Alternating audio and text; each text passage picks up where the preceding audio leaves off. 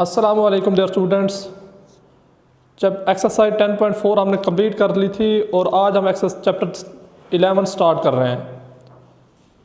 तो graph of trigonometric functions हमने ये पढ़ना है, डोमेन रेंज और इसमें ग्राफ पढ़ना है। तो ट्रिग्नोमेट्रिक फंक्शन के ग्राफ इस चैप्टर में आपके सिलेबस में एक्सरसाइज 11.1 और 2 है, लेकिन जो क्वेश्चन आते हैं वो 11.1 से ही आता है। एक शार्ट क्वेश्चन आता है और एक ही MCQs आता है, तो हम उसी के मुताबिक ज़्यादा कवर नहीं करेंगे। वैसे तो इसमें बहुत ज़्यादा कॉन्सेप्ट है, लेकिन आपके पेपर इसमें से नहीं आता। जस्ट शार्ट क्वेश्चन आता है और एक MCQs में डोमेन और रेंज पूछ लेता है, और क्वेश्चन जो है आपकी एक्सरसाइज में से ही पूछ लेता है, एक शार्ट क्वेश्चन बस।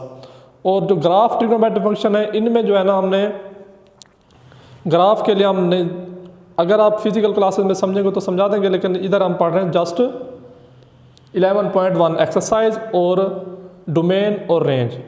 तो चलें स्टार्ट करते हैं। फंक्शन है ये हमारे पास, आपको पता है 6 ट्रिग्नोमेट्रिक फंक्शन होता है, साइन एक्स कॉस एक्स या sine theta cos theta tan theta, इनके reciprocal cosecant theta secant theta और टेन थीटा। तो पहले है फंक्शन साइन एक्स। तो इसकी डोमेन होती क्या है? वो वैल्यूज जिन पे ऊपर हमारा फंक्शन डिफाइंड हो, मीन के हमने जो एक्स की जगह पे पुट करें वैल्यू और हमें रेंज में जो आंसर मिले। तो डोमेन क्या होती है? जिनके ऊपर हमारा फंक्शन डिफाइंड हो वो क्या कहलाते हैं? डोमेन। मीन के जिन पे ऊपर हमें आंसर मिले, ये ना हो कि अनडिफाइंड आ जाए, तो हम वो पुट कर सकते हैं। और डोमेन हमेशा रियल लाइन पर पढ़ते हैं, तो इसकी डोमेन हमेशा क्या होगी? रियल लाइन में होगी। तो y is equal to sine x, इसकी डोमेन क्या होती है? Set of all real number या real line complete. Sine x, x की जगह हम जो वैल्यू चाहिए, मीन के ये आपस क्या है? x belongs to r mean real number. तो ये आपस क्या है? डोमेन है। या इसको एक और मेथड लिखने का है कि माइनस इन्फिनिटी, x किसके दरमियान है? Minus infinity less than x less than infinity, इनके दरमियान लिखें या r लिखें, ये एक ही चीज़ है। और उसकी जो रेंज है वो क्या है? -1 से लेकर 1 तक। तो इसका मतलब क्या हुआ कि साइन में हम जो वैल्यू मर्जी चाहें पुट कर सकते हैं। साइन में हम जो वैल्यू चाहें रियल नंबर में से पुट करें, हमें कोई ना कोई आंसर मिलेगा। और ये इनके अनडिफाइंड नहीं होगा, ये डिफाइंड आंसर होगा, ये नहीं है कि इन्फिनिटी आ जाए। और इसकी रेंज क्या होगी? जो भी आप चाहें, आप एंगल इधर 900 पुट करें, 30 डिग्री पुट करें, जो भी वैल्यू पुट करें, इसकी रेंज जो आएगी वो -1 से 1 इसके दरमियान आएगी। इसका मतलब क्या है? y मतलब रेंज, x मतलब डोमेन। सिमिलरली y का भी सेम है, y equal cos x, domain क्या है? Set of all real number, और इसकी रेंज क्या है? -1 से 1।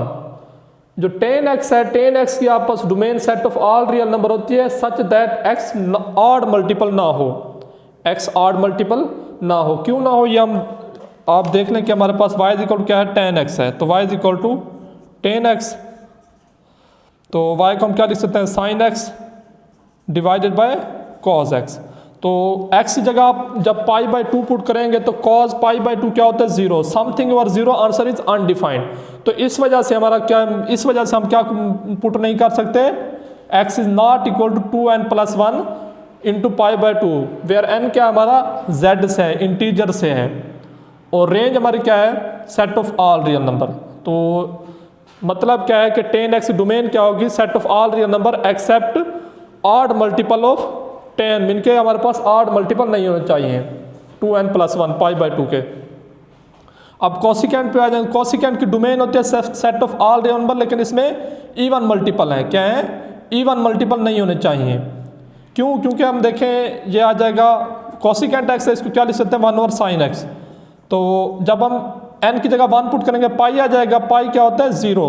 तो 1 ओवर 0 आंसर इज अनडिफाइंड। तो इस वजह से हम क्या नहीं पुट कर सकते? Even multiple. इसकी रेंज क्या होती है? -1 से छोटी और 1 से बड़ी, मीन के -1 से लेस देन एंड 1 से +1 से ग्रेटर देन। तो कहने का मकसद ये है कि ये इसमें शामिल नहीं है, -1 और 1 शामिल नहीं है, -1 से लेकर 1 तक शामिल नहीं है, बाकी सारे नंबर शामिल होंगे।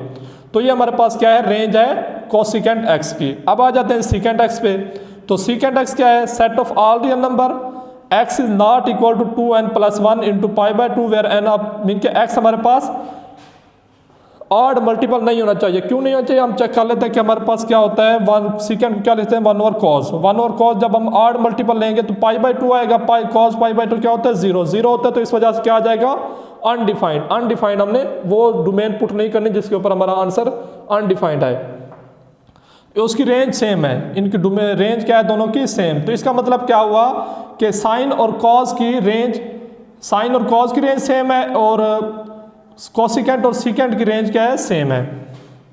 अब आ जाइए कॉट एक्स पे। तो कॉट एक्स क्या है, X belongs to R, X is not equal to N pi, where इसकी रेंज क्या है set of all real number. Tan और कॉट की क्या है रेंज सेम है। क्लियर है।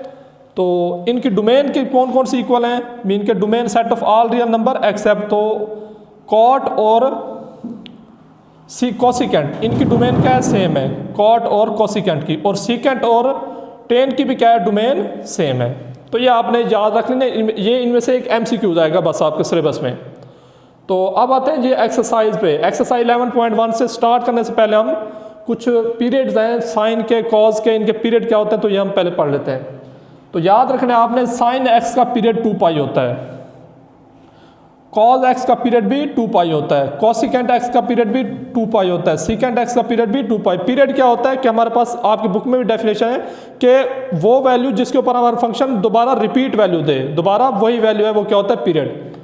तो tan x क्या पास इसका पीरियड क्या होता है पाई, पीरियड ऑफ cot x क्या है पाई। तो मतलब क्या है कि बाकी सब का पीरियड क्या है 2 पाई सिवाय tan और cot के। इसके अलावा ये हमारे पास क्या है इनका पाई होता है, और सीकेंट कॉस कोसिकेंट इनके सब के पीरियड क्या होते हैं 2 पाई। तो अब हम एक्सरसाइज 11.1 स्टार्ट करते हैं। Find the period of following trigonometric, आपकी स्टेटमेंट क्वेश्चन है find the period of following trigonometric function. Sine 3x है, इसका हमने क्या फाइंड आउट करना है पीरियड। तो सबसे पहले आपने लिखना है साइन 3x, पीरियड क्या है जी साइन का 2 पाई, तो क्या आ जाएगा ऐड कर देना है आपने 2 पाई। नेक्स्ट स्टेप में आपने क्या करना है, ये जो x के साथ जो भी मल्टीपल है इसको एलिमिनेट करना है, मीन के इसमें से x शामिल नहीं होना चाहिए, x को अकेला रखना है। अकेला रखने के लिए क्या हम 3 कॉमन ले लेते हैं। जब हम 3 कॉमन लेंगे 3 बाहर आ जाएगा तो x आ जाएगा, क्योंकि इसके साथ 3 नहीं है तो इस वजह से डिवाइड हो जाएगा, तो क्या आएगा 2 पाई ओवर 3। तो ये जो हमारे पास x के अलावा जो टर्म आती है इसको कहते हैं पीरियड। तो इसका मतलब क्या होगा, period of sine 3x is, period of sine 3x is 2 pi by 3। अब सिमिलरली इस पे आ जाए कॉस मीन के ये आपके पास पीरियड होता है बस cos x/2, तो आप लिख सकते हैं इसे cos x/2। अब cos का पीरियड क्या होता है 2 पाई, तो क्या करेंगे आप 2 पाई ऐड कर देंगे। अब नेक्स्ट टाइम में आपने क्या करना है एलसीएम ले लें, तो एलसीएम क्या आ जाएगा पास, क्योंकि हमने x को क्या करना है सेपरेट, तो x plus 4 pi divided by 2, 2 उधर मल्टीप्लाई हो जाएगा, 2 2 4 हो जाएगा, इक्वल टू क्या आएगा 2 कॉमन ले लें बाहर ले लें, क्योंकि हमने x को क्या करना है सेपरेट, तो 2 बाहर आ गया, 1/2 आ जाएगा, x प्लस 4 पाई। अब x हमारे पास सेपरेट हो गया, क्या बचा है 4 पाई। तो period of sine cos x/2 is period of cos x/2 is 4 पाई। अब ये क्वेश्चन हम करते हैं, तो 10 सॉल्यूशन है 10 x/2 x/7 प्लस क्या है पीरियड 10 का पाई, तो क्या ऐड करेंगे पाई इक्वल टू, क्योंकि x को हमने सेपरेट करना है तो क्या करेंगे एलसीएम लेंगे, तो क्या आ जाएगा 10 x plus 7 pi divided by 7। तो इसको हम क्या लिख सकते हैं, 7 को बाहर ले आते हैं, तो 10 1/7 इंटू एक्स प्लस 7 पाई। अब हमारे पास x सेपरेट हो गया तो इसका पीरियड क्या होगा ये वाला, ये क्या हमारे पास 7 पाई। तो पीरियड ऑफ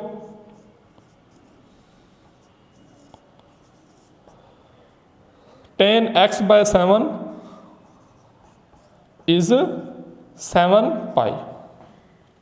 अब हम जो सीकेंट 9x इसको कर लेते हैं सीकेंट वाला, तो क्या आ जाएगा आप पास सीकेंट 9x प्लस 2 पाई, क्योंकि सीकेंट का पीरियड क्या होता है 2 पाई, ये अपनी वैल्यू 2 पाई आफ्टर इंटरवल रिपीट करता है। तो x को हमने सेपरेट करना है, तो क्या करेंगे 9 कॉमन ले लेंगे, तो क्या आ जाएगा x प्लस 2/9 पाई। तो x सेपरेट हो गया है, तो इसका पीरियड क्या आएगा, period of secant 9x is 2/9 पाई। तो ये आप पास क्वेश्चन हो गया। बाकी जो आप है सेम क्वेश्चन है, इसमें कोई मुश्किल नहीं है। आपका इसमें से एक MCQ आता है, एक ही शार्ट आता है, तो इस वजह से हमने यही किया। बाकी आप इनके ग्राफ ट्रिग्नोमेट्रिक फंक्शन के देखने चाहें तो वो भी हम, अगर किसी से आपको समझ आ जाए तो भी आप खुद से कर लें, वरना पेपर में ये नहीं आते। तो ये आपका चैप्टर 11 कंप्लीट हुआ। थैंक यू, अल्लाह हाफिज़।